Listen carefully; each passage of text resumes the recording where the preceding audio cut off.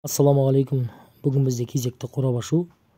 Қытайдан бүгін бізге фонарь келді. Фонарь қара түсті. Қорабы да қара екен. Қорабында барлық суреті көрсетілген. Бұның бір ерекшелігі, бір ғана деңгеймен жанбайды. 3 түрлі деңгейде жанады. Батырманды бір басатын болсаңыз, алысталады. Одан кейін батырманды және бір басатын болсаңыз, жақындалады. Одан кейін батырманды 3-ші мәрте басатын болсаңыз, жыпылық болып жанады жаңағы. Одан кейін бір ерекшелігі, жанында да шамшырағы бар. Зарядтайтын болсаңыз, кәдімгі сотка телефонның несі сықылды, өзінің шнуры бар. Бұлай айтқанда жақсы.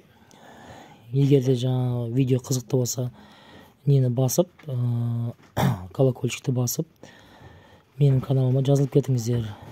Алда қызықты видеолар болады.